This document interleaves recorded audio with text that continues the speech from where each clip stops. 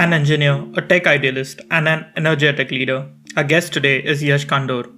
If you feel there's always a fixed path to success and you can't make the cut, talk to this guy. From studying chemical engineering in undergrad to a master's in mathematical modeling and optimization from CMU. He's currently an engineering manager at Mark 43 and the founder CEO of International Cricket Network ICN 360.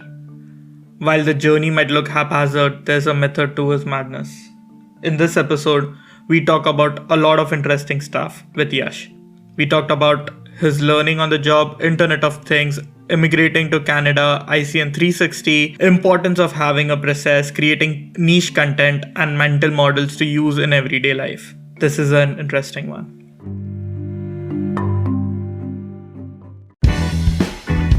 We are three friends who are talking and learning from interesting people working in various industries, sharing their stories and journeys so far. These are your hosts, Hiloni Pulada, Atit Kothari, And Tapan Desai. and this is What the Hat. Subscribe to the podcast so you don't miss out on any episodes.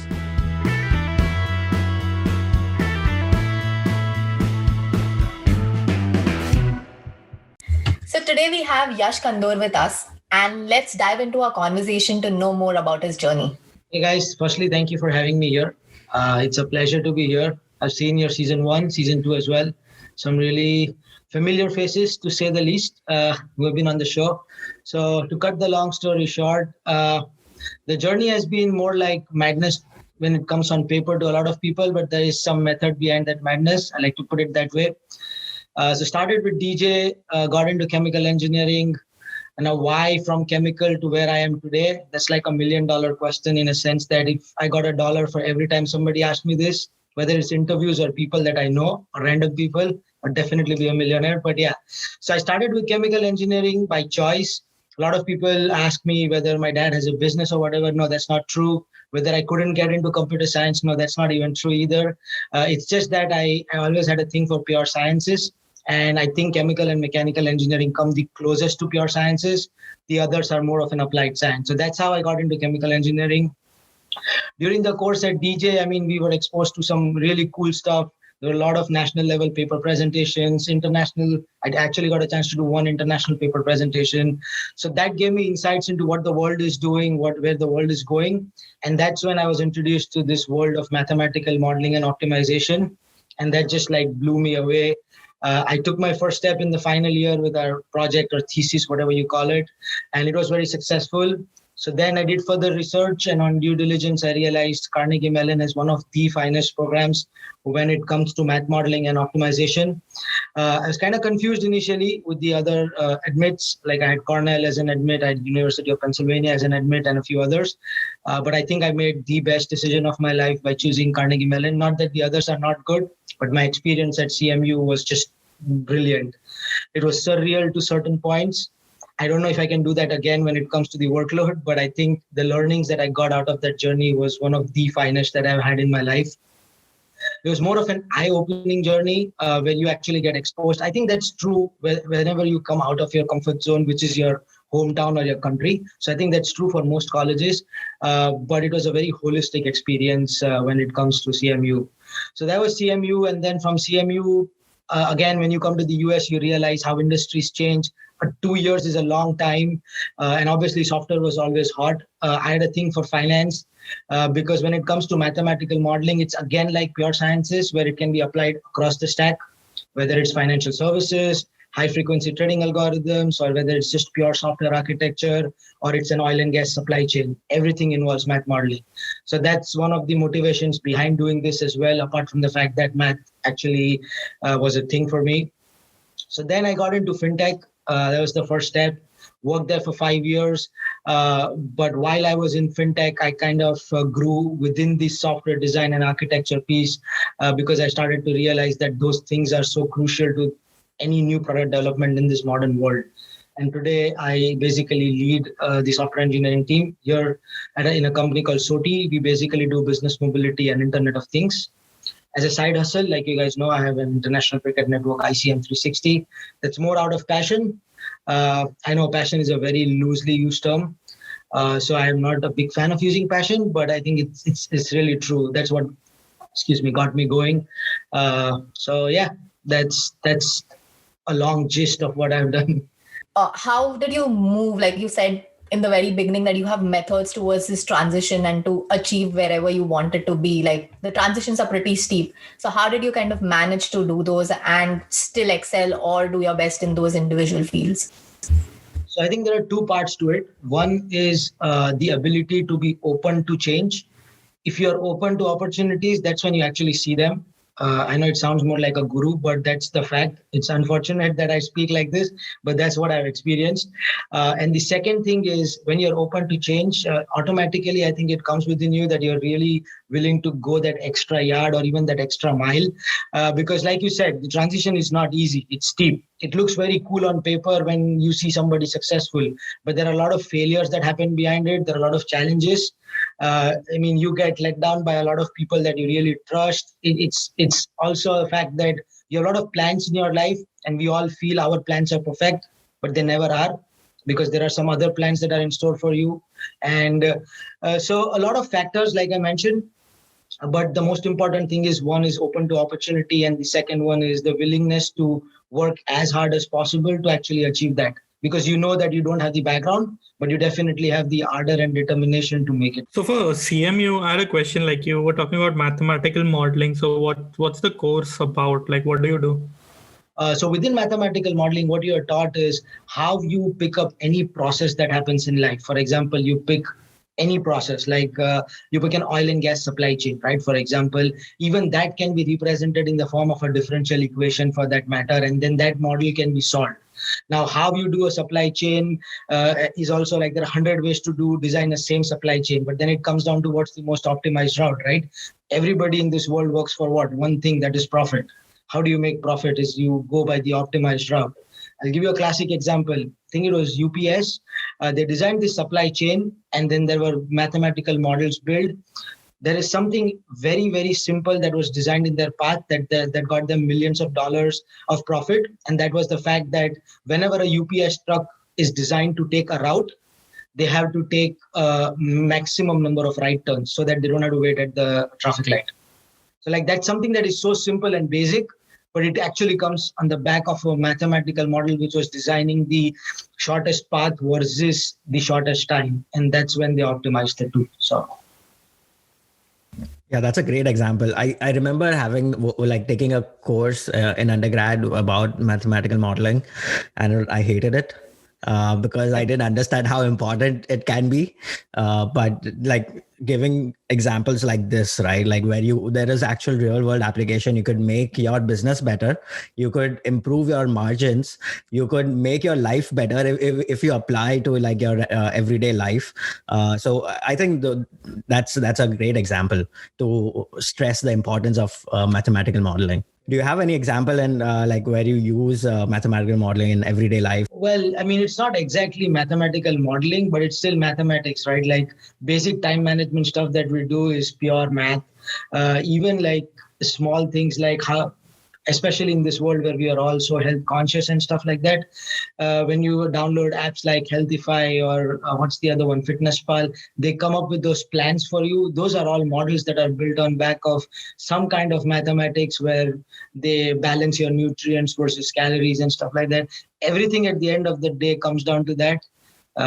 Like I said, pure sciences, right? It's either physics, chemistry, or math in anything and everything that you do. So what's your current role right now? Do you program these models? What do you do at SOTI? Yes. So my current role involves programming these models and I apply these models to software architecture. So like I said, optimization is also a part of it. When it comes to algorithms, it's basically designing these models.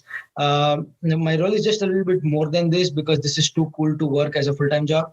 You don't get to optimize algorithms and design softwares all your life. You still have to code them. You still have to deliver a product because that's what sells, not just the algorithm.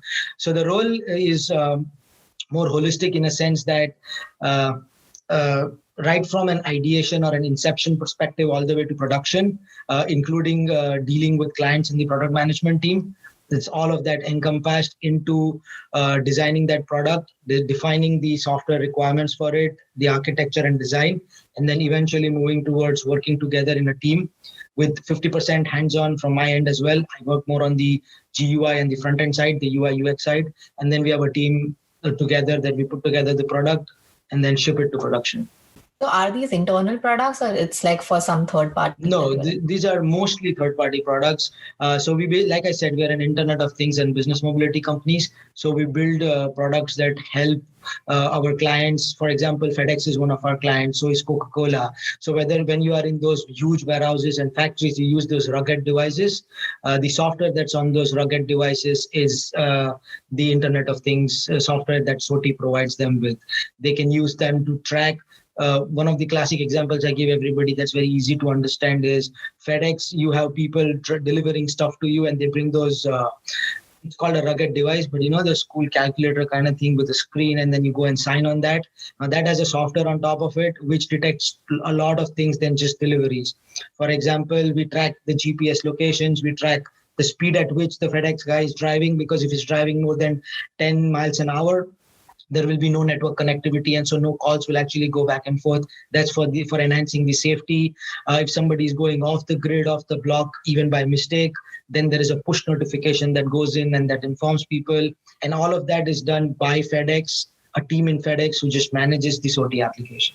So you provide the software that goes on top of that rugged devices. Yes, that's interesting. I didn't know like that rugged device did so many things. I didn't know either till I actually joined. And that was one of the reasons why I was so intrigued by what's happening. And it's surprising because there are not too many players in this competition, and it's more like a niche. So I don't know if that's the reason why we don't hear more about it, but it was very intriguing to me as well. What kind of tech stack do you guys use? Is it C, C++? No, so the front end is basically Angular, like JavaScript with Angular framework. The back end is C#.NET backend. And then obviously we have Mongo as well as Oracle databases depending on the product. But when it comes to like really low-lying code, then obviously it's in C. I just wanted to ask, like, did you learn coding because you were in chemical engineering? So did you learn it at CMU? How did you learn coding?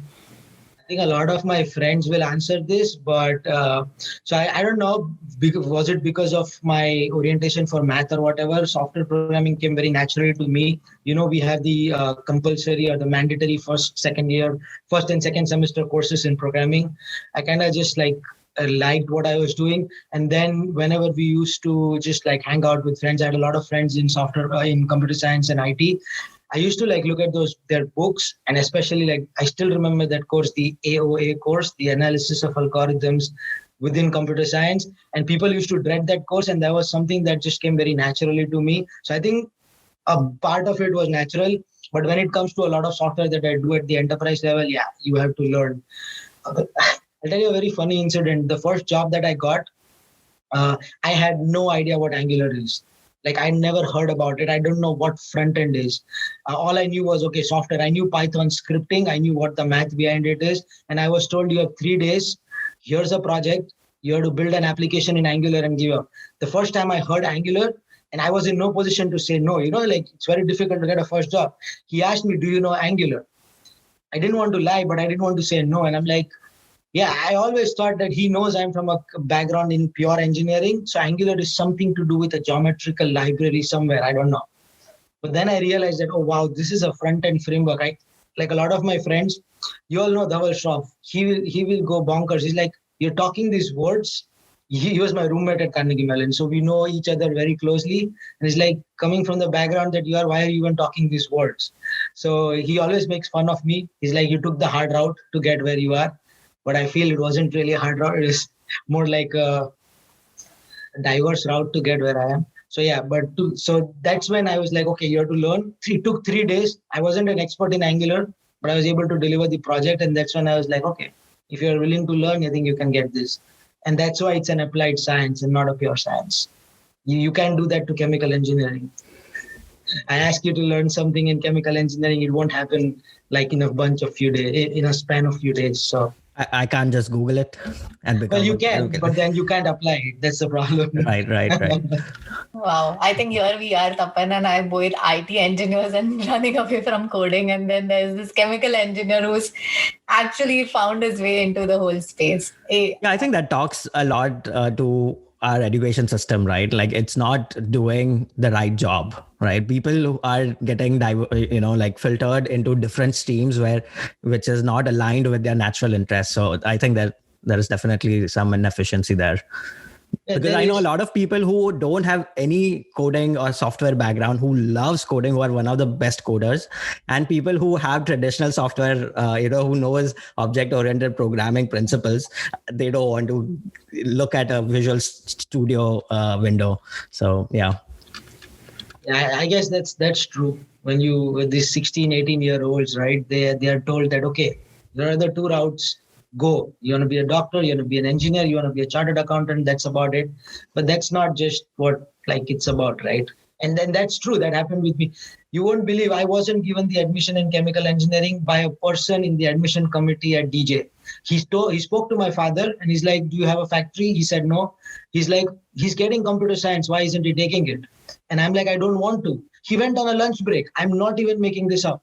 He went on a lunch break. He told my dad, you call whoever you want to. I'll give you 1 hour to think again about it. This is actually what happened to me at DJ. And my dad was shocked. He's like, are you sure you want to do this? He never doubted me till that point. Right. This happens only in Guju colleges. Like the ultimate aim is कि पैसा बनाना है boss. फिर काम करना है वो figure out करना है. Oh man, yeah. Are you sure you want to do chemical? I'm like, yeah, I'm sure.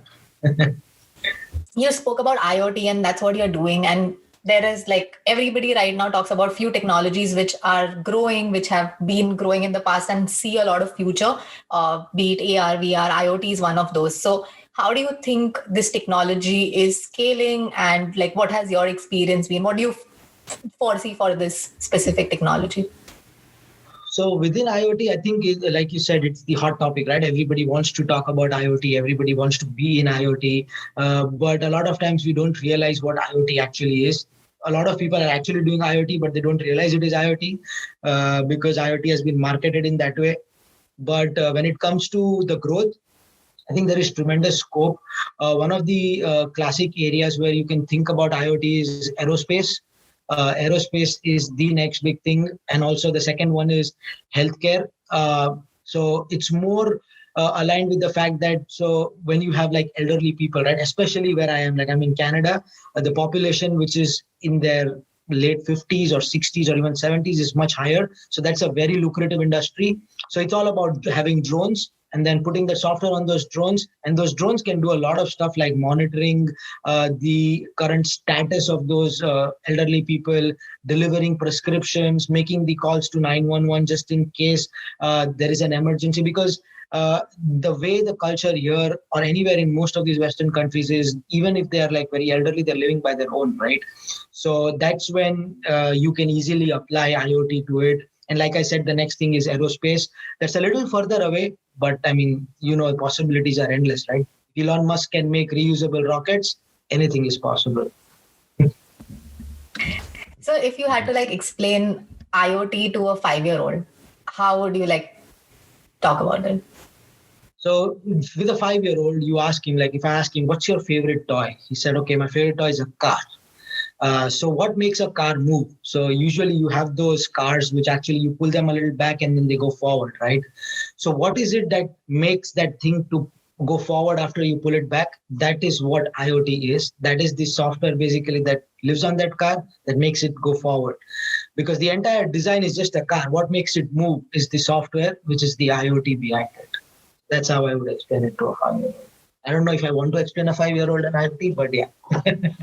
So one thing that I wanted to know specifically from you, since you have moved to Canada, Toronto, a year back, what made you make that decision and how does it impact what you were doing in the US to what you're doing now in Canada? It's actually a great question. To put it in one line, I traded peace of mind for the American dream. If I want to put it in the most blunt way possible. So obviously each of these places have their own advantages. I had a Canadian PR that I applied for and I got it. And so permanent residency gives you a lot more stability. But again, with the US, you have more opportunities. It's like a high risk, high gain kind of scenario.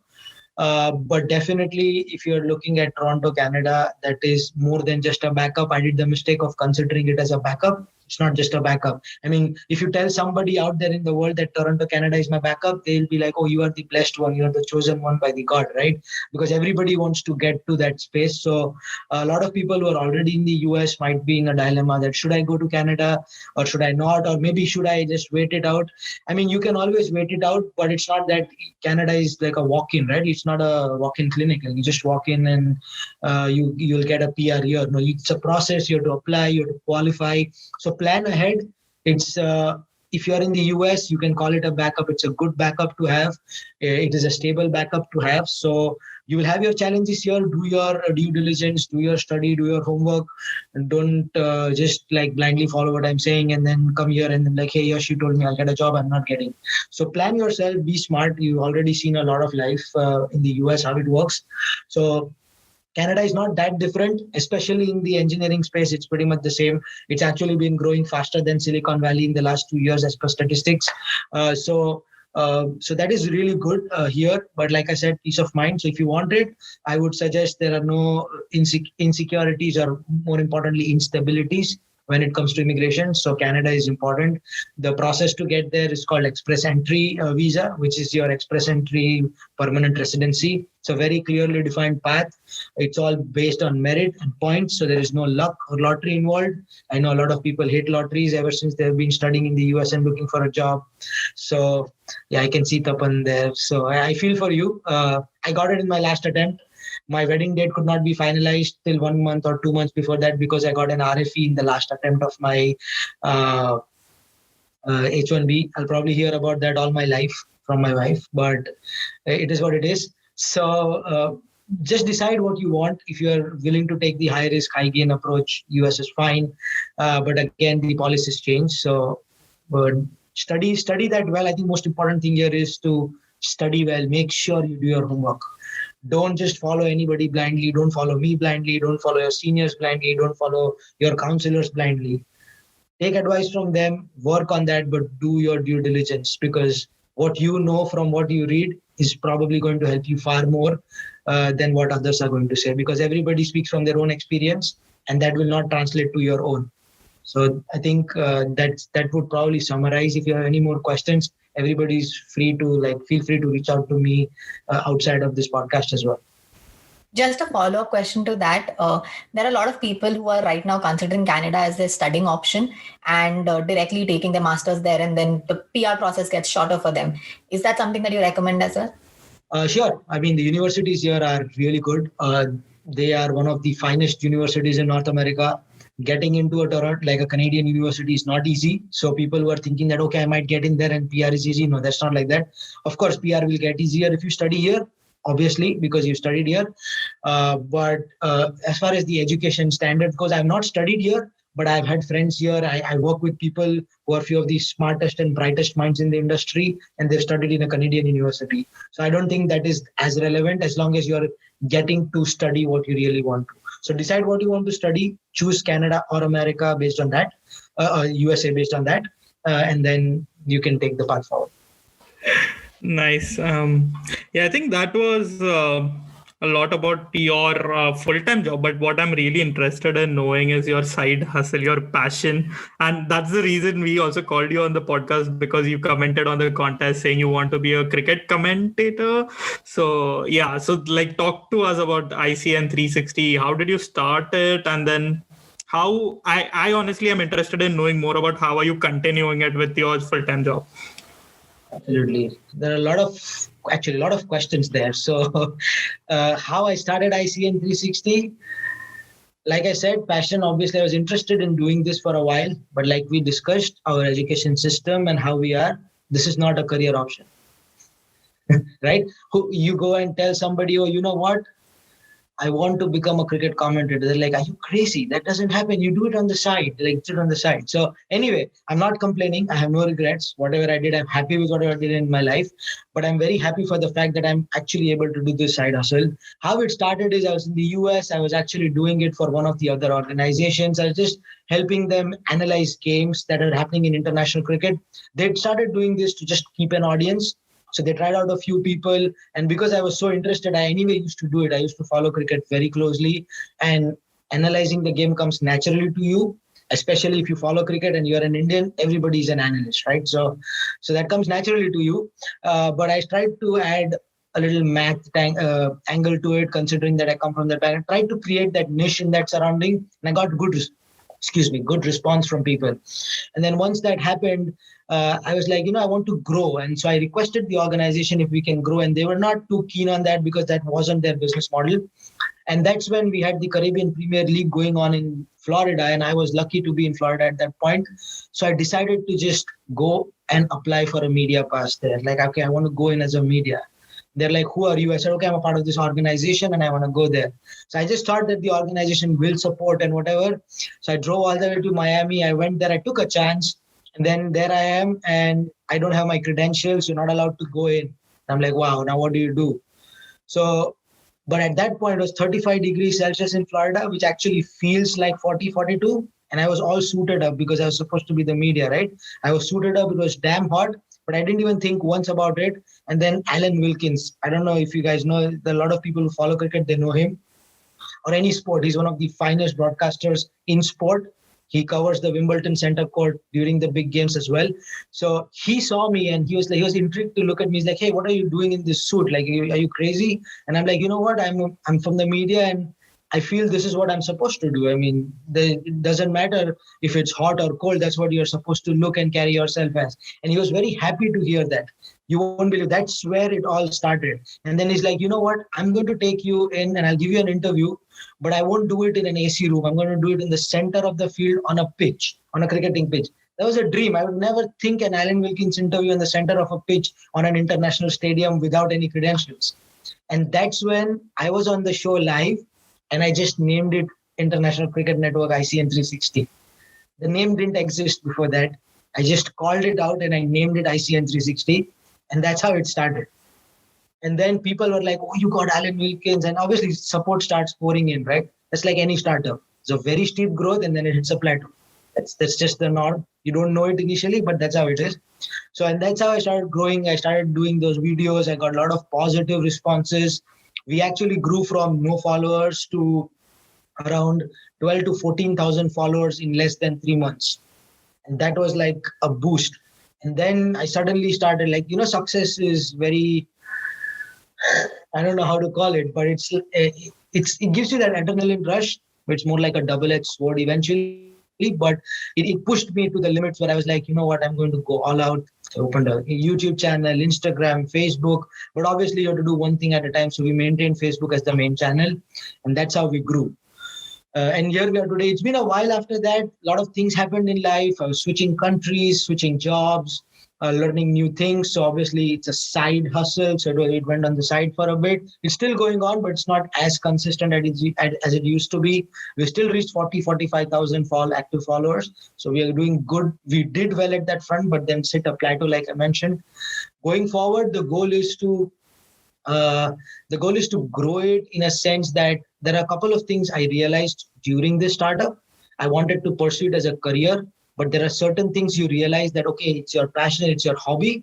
You can make it a side hustle, but it might not become your permanent career. And that's okay. For all the guys hearing out there, it's okay to know that your side gig or your passion will not become your career. When I started it, my tagline was converting passion to profession. But that's how you start. That's good. That's good for the initial motivation. But at one point, it's important to draw a line and be realistic because you need to have your life go somewhere. I'm not saying be bogged down. I'm saying be realistic. And that's when I realized that industry is so swamped with the ex-cricketers. There's their own fraternity that they have.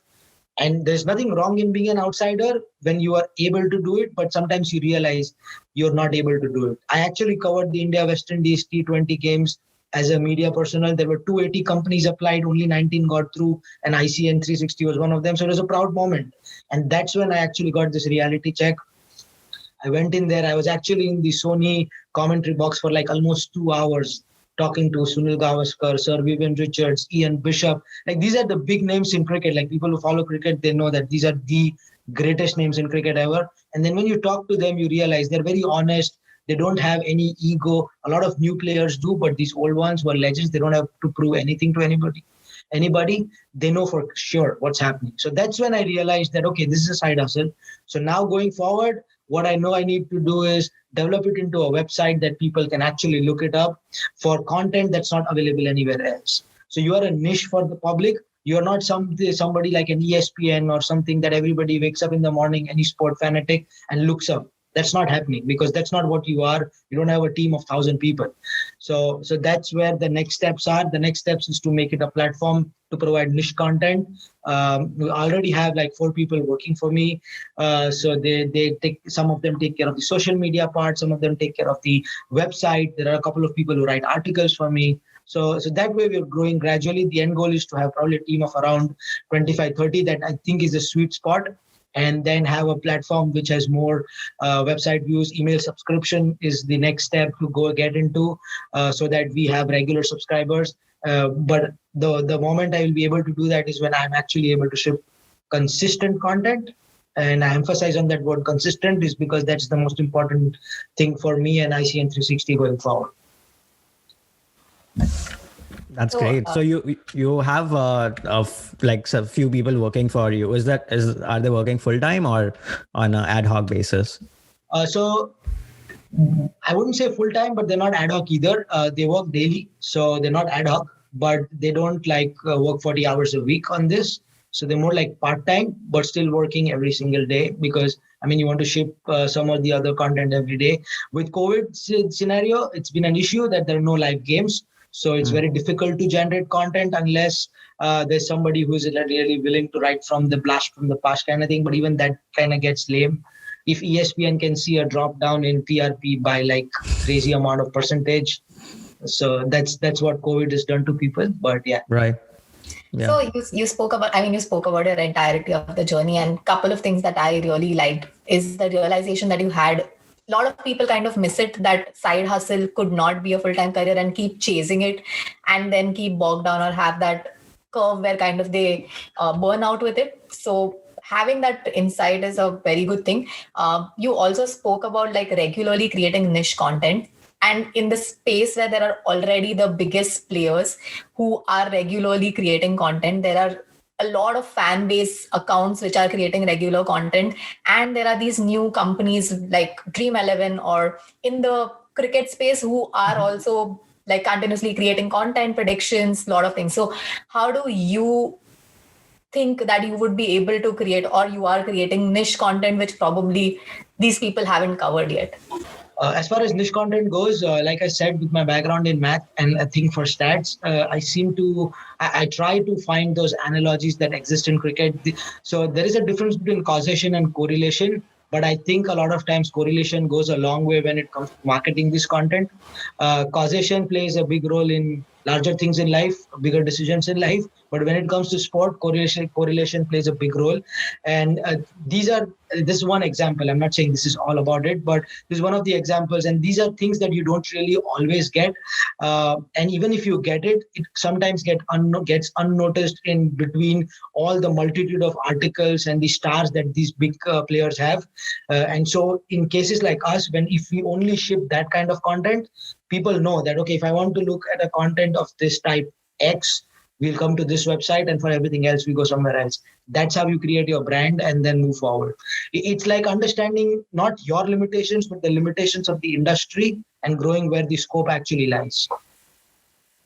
So not to put you on spot, but do you have an example of how did your perspective from mathematical modeling, you applied it to commenting for cricket? I don't think there is a direct relation between mathematical modeling and how I decided for cricket, but like within cricket, again, like within cricket, there are models that have been built. I mean, in the recent IPL, for example, when I did like a lot of those analysis shows, there were models that were built. They were not exactly predictive models, but they were kind of predictive models that were based on the fact that, okay, this team played against this team back in 2015 in the UAE, and that's how they performed. These were the players, but the conditions were this. There are multiple variables, and then there is one objective function is to decide who will win versus lose. And that's when you actually say that, okay, based on these factors and putting weights to each of these factors, I feel this team is going to win. And that's how I send out predictions, which are based not just purely on current form, but also based on a multitude of other factors. Because I try to explain this to a lot of my North American friends, how cricket differs from baseball. I said the difference is the number of parameters that you consider in cricket are 50 if it's 5 in baseball. So that's how different the games are. And that's how convoluted the game of cricket is when you try to start getting deep and analyzing it. Yeah, I just wanted to ask, like, the content on your blog, do you write it yourself or some of your team members do it? No, it's bits and pieces. So I do write as well. So there is an editor content that is what I do. And then there are a couple of other people who write as well. So we choose. Initially, it was only me who used to write because that's how I started, right? I didn't have nobody working for me. There was nothing that was involved. Nobody was involved. And so then we grew into a team. And so because I couldn't focus on all parts, videos are 100% owned by me because to be on camera and do stuff, not everybody is very comfortable to do with it. Luckily, I was able to find that space for myself. So I make sure that I do that every single time. And then when it comes to blogs, it's mostly those guys. And then once a week or something like that, I come up with an editorial content. So how do you plan that, like with your full-time job? How do you give time to writing? I think that's one of the most important things I've learned from this startup. There's one thing we always take for granted, and that is time. And there are two of the most important things that that are underrated, that is consistency and discipline. If you have these three in your life and in your schedule, then that's when you are actually going to go and achieve something. Otherwise, it's always going to be a trying to catch up game where you're always trying to catch up. Even if you don't have a side hustle and you don't have these things in your life, you'll always be catching up at your work as well. So it all comes down to, like I said, time management. Again, a very loosely used term. It's one of the it's the rarest of the skills that is available out there. We all think we manage time really, but I don't know if we really manage it well.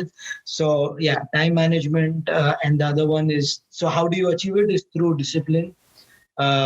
Discipline is again one of the most underrated things. Everybody talks about passion, motivation. I often say this to a lot of people, even the people who work for me. I tell them that it was your passion that got you going and got you to be a part of ICN, or even for ICN, how it started was the passion that got me going. But what's going to continue it growing further is going to be the discipline with which we do it and the consistency with which we do it. That's what separates the great from the good. So what's your revenue model? So for the revenue model, initially, we started off purely based on sponsorships. So we also cover live games, right? Like we do live commentary around. So we get local businesses to sponsor our events. And that's that's one of the revenue models. Obviously, the other one is digital monetization, where there are ads. There are also customized ads from the sponsors. If they have a digital presence, then they allow us to market their content online. And that's how we make money as well. Going forward, it's again going to be digital monetization with getting more views per website. The reason why I emphasize on website is because it's like a one-stop shop. So you direct all your users to your website, and that's how you consolidate your user base. Right now, we have 45,000 followers, but they are across Facebook, YouTube, Twitter, Instagram, and websites. So that's not how you consolidate your revenue, like your users to make revenue. It's more about driving them all to a website. So currently, that's what we're working on. I think the website is almost there, ready now. The next step is to start subscriptions and convert that into the main platform. One last question related to this. How do you pay the content writers? Is it based on page views or is like fixed amount that they get? No, not based on page view. It's based on it's a fixed amount based on the number of hours they put in. page view would be something that will be nice for me as an owner, because but I think beyond just passion and motivation, there is something else you need as an incentive to do this job. It can often go as a very, very thankless job. To be honest, it's not easy to write blogs. It's not easy to, people feel that, oh, reading articles, it's well written. Okay, it's just a match report. Why not write it? There were a very, very few, very close friends who thought that way. They are like, it's just a match report. I'm like, why don't you give it a shot? Try it once. It's not that straightforward. It's still storytelling, and storytelling is an art. It doesn't come for free. I know personally a lot of content writers and content creators who kind of struggle with this whole thing. And if people think it's very easy to put out a blog or even a social media post, but there is so much that goes behind it to kind of make it worthy for a person to look into or even spend 2 minutes of their time into. So, and I'm sure Tapan would be a very good example for that as well. That's why I was asking Yash about like because I've been struggling to write my posts after I started my full-time job, and it, as you said, like consistency is very important. And like I started with passion again. I was interested in that topic, so I started blogging. Okay, my camera. But then, like, how do you continue doing that for a prolonged period of time? Because that's when blog starts kicking in, right? Yeah. And also, like, initially all these passion projects don't have a monetary incentive, and it takes a lot of time. And even when you want to scale it, you're kind of not going to bring it. I mean, you're going to just distribute that so that you can scale it. So having that consistency and giving up on other things because you want to chase that, it comes with a lot of sacrifice, which a lot of people miss out in the whole journey. Yeah, everybody talks about success, right? Everybody talks about the end result. I think that's absolutely irrelevant in any journey. What's the most important thing is the process. You might fail, but if your process was right, it's fine. You can still go to bed happy that, okay, I did the process right. It's fine. It didn't work out. Everything doesn't work out the way you want. That's fine. But if your process is fine, you'll go to bed happy and you'll be like, okay, I did my bit. It's okay. And it doesn't come that way. I wasn't like, oh, it's okay. It didn't work out for me. I used to curse myself. I used to curse the whole world. I used to feel that, oh, the entire world is plotting against me. I did that too. But I think you graduate to the next level where you're like, fine, as long as I'm doing the process, I think that's the most important thing. Do you have like any principles that you apply at work, or do you have like a favorite mathematical model that helps you make day-to-day decisions? To be very honest, one model that I follow and I think works in any business going ahead, whether it's my work or startup or anybody's business, is the people model. I think people matter, people skills matter, and it's all about people. Whether if you're building software, and when I say people, it's not only about the end users, it's also about people who make software. If we can empower the people who make software, you automatically empower your end users. And I think that's one of the areas that I'm actually looking forward to going further. Being a lead, I think I've realized that people, like I said, I use the word people a lot of times, but I think that's one of the most important things going further. So that's one thing I'm exploring personally. There are a couple of really, really cool books that I've looked into, but they're specific to software management, but they speak about how important people skills are, interpersonal skills are. We always talk about the best coders in the world. We talk about the best ideators in the world, but we never talk about the best managers in the world. Actually, it is these people who drive your product. I'm not taking anything away from a developer, because I code myself too, but what you code has to reach somewhere, and that requires a lot of management. And that's why I don't call it SDLC, like the software development lifecycle. It's not a software development lifecycle. It's more like a new project or a new product or a new venture lifecycle, like an NPLC kind of thing, where people is one of the major pieces of that. Yeah, and most entrepreneurs, at least for me, that was one thing I never considered as something that would become my full-time job. Like when you start an entrepreneur journey or a service-based industry or a product-based industry, you are focused on, okay, what am I delivering? What am I delivering to my end user? But later in the leadership role, you realize that your primary role just becomes managing the team who's going to take care of that delivery. And there is so much permutation combination out there. Every individual is different, and their success drives your overall success. And knowing that early on probably could have helped me as well. There's so many learning curve you have in that journey to get to that realization. And I think there are many more going further as well, I'm pretty sure. So yeah, it's never ending. Yeah. So what are some of the basic things that is required of a software engineer? I think a few things that I will mention the things that you should actually keep in mind as a software engineering professional. These are the things that I've learned over a period of time. One thing is being state of art is cool. It is necessary, but it's not the end. It's not the end of the world. What is more important is being cutting edge. You can be state of art today. You will go irrelevant in 6 months. That's how this industry moves, and that's how fast it is. So being cutting edge, and again, cutting edge is a very loosely used word. When I say cutting edge, I mean is keep yourself updated with the latest and greatest, depending on whatever field you are in, because it doesn't take too long for you to get outdated, but it takes really long for you to become relevant. So that's one of the most important things I've learned. The other one that I learned was question everything, never assume anything, because out there, especially in the tech world, the possibilities are endless. I mentioned Elon Musk in my previous one of the answers. If he could build reusable rockets, imagine there was a point in the 90s when building reusable pen refills was a question that everybody had. This guy's come up with a reusable rocket for the world. So that's because he questioned, why not? Always question, don't assume whether it's possible or not. There's the second thing. And the third thing is always remember everything is replaceable, including you, your product. And I think that's how it should be for the better of the industry, the mankind, and even yourself. If you are ready to accept the fact that you are replaceable, your product is replaceable, you will obviously build a product with one of the finest user experiences. And then you'll also be open to grow because you know that it is irreplaceable. So that's the third thing, which we always forget, that we think that we are irreplaceable. We try to make ourselves something that nobody else can do, but that's not true. That's never true. So do what you do the best, but never think the others can do it. Well put. We move on to our next segment, which is top 3. And you'd love some amazing recommendations from your end. And it starts with which are the top 3 books that you recommend, and which is that one book that you've gifted the most? First one would be Atomic Habits by James Clear. It's a very, very nice book. It's about how we all say that, okay, this is my personality versus this is not my personality. But at the end of the day, it's not the personality, it's the habits that actually turn into your personality. I don't really believe in the 21-day thing where a 21-day habit becomes your life, but still, like, your habits define your personality. Classic example, I'm not a morning person because I wake up at 10 every day in the morning.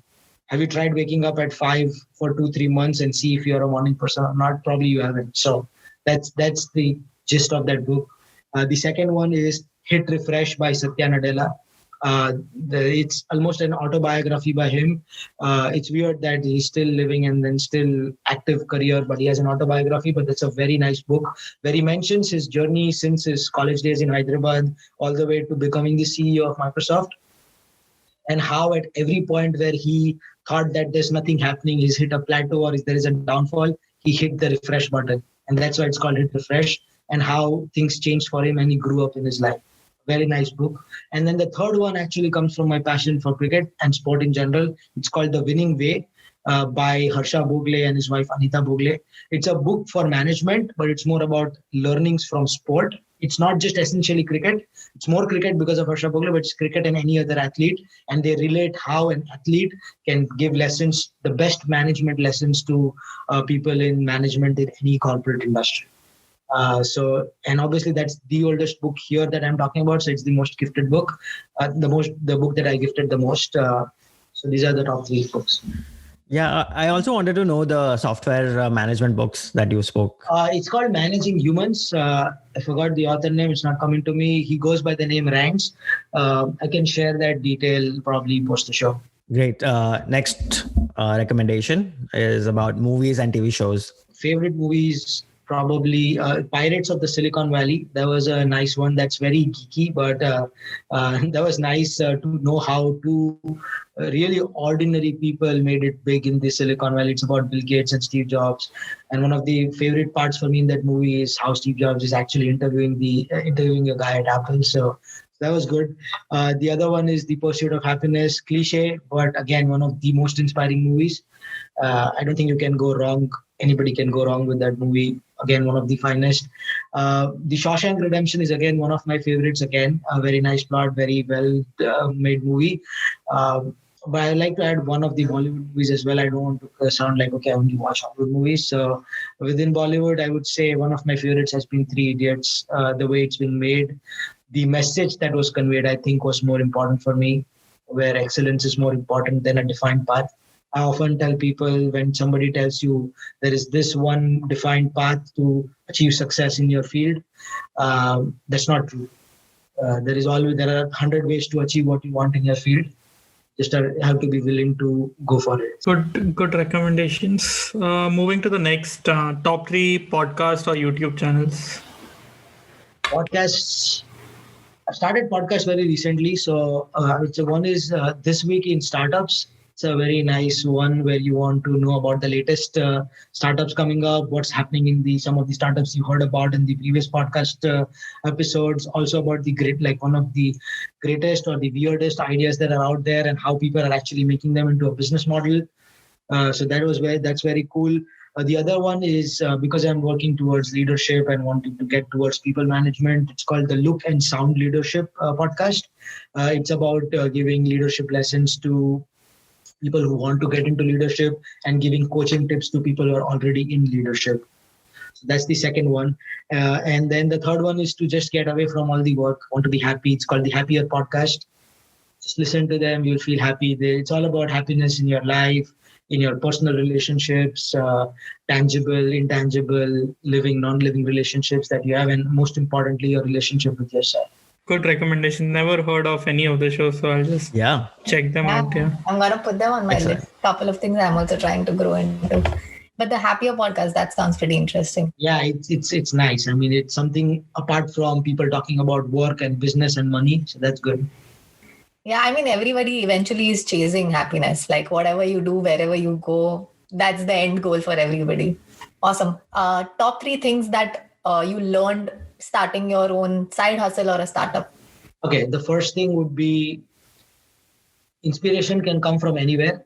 I mean, a smallest thing that you see on a refrigerator in a kitchen can give you an inspiration, while something absolutely massive can give you an inspiration. So you getting inspired is up to you. What inspires you can be anything as irrelevant as what one might think.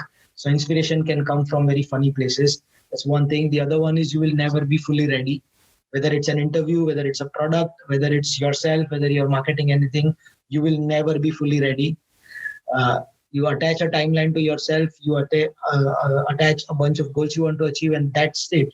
There will always be something else that can get added upon. It's very important to draw a line and add that as an improvement or a new feature in whatever product or a service you are building, because otherwise you will never hit your timeline or never hit your deadline.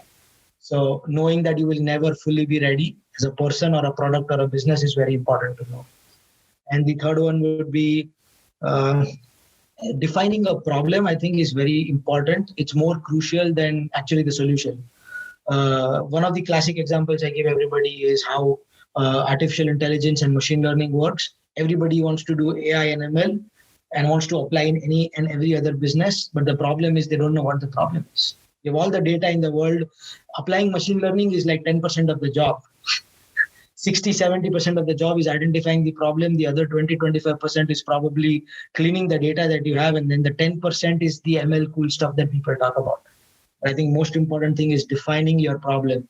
Know what your actual problem is and what solution. And then you can define a good solution. The solution will only be as good as what your problem is. So define a problem.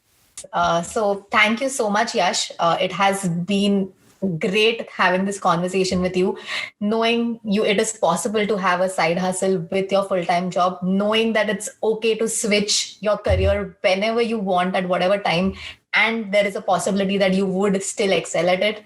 And it's not an easy cakewalk, but hard work, discipline, determination, and the focus on your plan would make you achieve it. Thank you so much, Iloni. Once again, thank you guys for having me here. It was actually fun. There's a lot of nice talk that we had. I hope I didn't sound too much like a Baba. I know a lot of my friends will not like it. They still are friends with me, so I guess that's okay to be a little bit of a Baba. It probably helped them somewhere down the line in their lives. So, but again, thank you very much for having me.